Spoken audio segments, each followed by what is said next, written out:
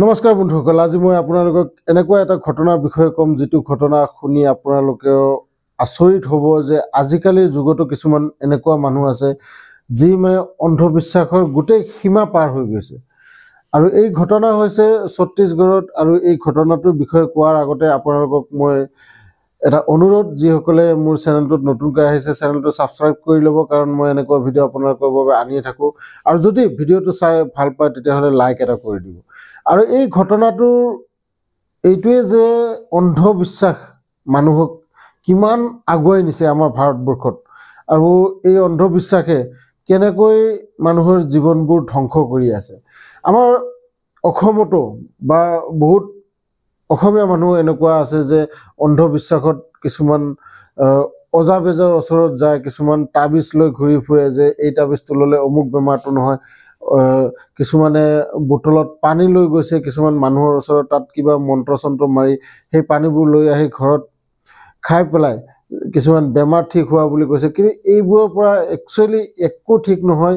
এইটো হ'ল মনৰ এটা সান্তনা।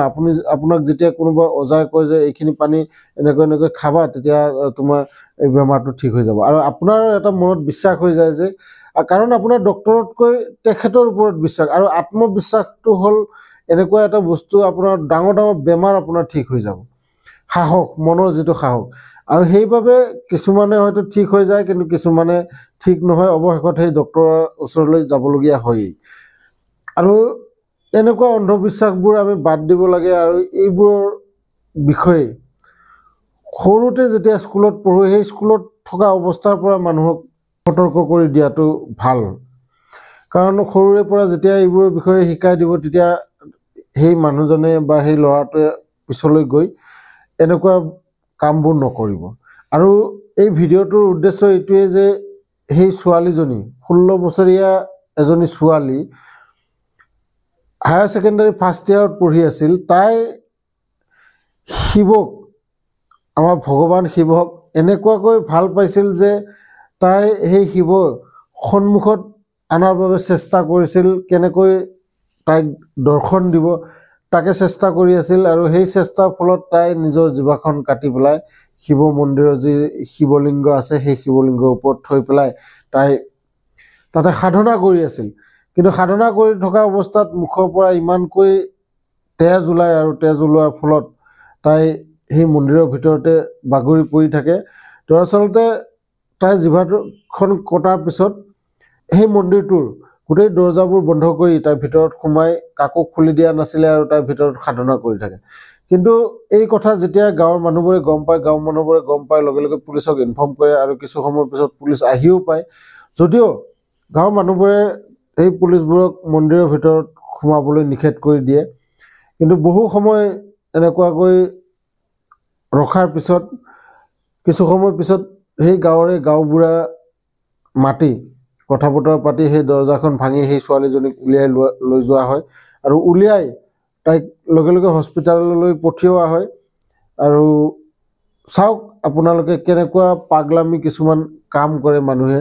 আৰু এয়াই নহয়, আজি 2-3 বছৰমান আগতে ঠিক ছত্তীশগড় UP সেই ছাইডৰে এটা ঘটনা, যিটো ঘটনাত এজন মানুহে মা কালীক সাধন কৰিছিল, আৰু সেই মা কালী সন্মুখত দেখা নিদিয়াৰ বাবে, দৰ্শন নিদিয়াৰ বাবে সেই মানুহজনে ৰাজপথত ওলাই নিজৰ ডিঙি কাটি লৈছিল। আৰু যেতিয়া হস্পিটাললৈ লৈ যোৱা হয়, তেতিয়া হস্পিটালত ডক্টৰে মৃত ঘোষিত কৰি দিয়ে। গতিকে এনেকুৱা ঘটনাবোৰৰ আমাৰ কোনো দৰকাৰ নাই, এনেকুৱা ঘটনা কৰি কোনো লাভ নাই। ভগৱান সকলোতে আছে, আৰু ভগৱান আপুনি কি কৰি আছে এইটোৰ ওপৰত ভগৱানে আপোনাক সহায় কৰিব। কেনেকৈ? আপুনি মানুহক সহায় কৰে নে নকৰে? আপুনি মানুহৰ দুখ কষ্ট দেখি আপুনি দুখ পায় নে নাপায়? আপুনি অইন মানুহৰ ওপৰত আপোনাৰ মনৰ কেনেকুৱা বিচাৰ? এইবোৰ হ'ল ভগৱানক পোৱাৰ এটা ভাল লক্ষণ। কাৰণ আমি মানুহকেই পূজা কৰিব লাগে। যিমান পাৰোঁ মানুহক পূজা কৰাটোৱেই বেছি সকলোতকৈ ডাঙৰ ধৰ্ম বুলি কৈছে। মানৱ ধৰ্ম সকলোতকৈ ডাঙৰ ধৰ্ম, ইয়াৰ ওপৰত কোনো ধৰ্ম নাই।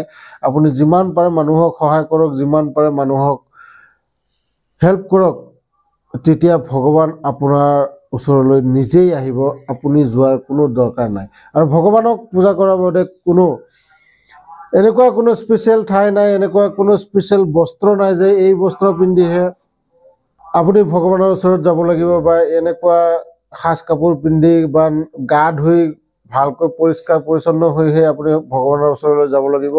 এনেকুৱা কোনো কথা নাই। এনেকুৱাও কোনো কথা নাই যে অমুক মন্দিৰত গ'লে অমুক ভগৱানক পাব, সেইটো মন্দিৰত গ'লে সেইজন ভগৱানক পাব। ভগৱান সকলোতে আছে আৰু ভগৱানৰ বাবে কোনো এনেকুৱা স্পেচিয়েল ঠাই নাই। গতিকে ভগৱান সকলোতে আছে বুলি ভাবি যদি আপোনালোকে জীয়াই আছে, তেতিয়াহ'লে সেই বেয়া কামবোৰো সকলো জেগাত কৰিবলৈ আপোনালোকে ভয় কৰিব। আৰু তেতিয়াহে আপুনি যিবোৰ দৈনন্দিন জীৱনত কিছুমান বেয়া কাম আছে সেইবোৰ যেন কৰে, যদি আপুনি ভাবে যে ভগৱান সকলোতে আছে, তেতিয়া আপুনি এই কামবোৰো বাদ দিবলৈ বাধ্য হৈ যাব।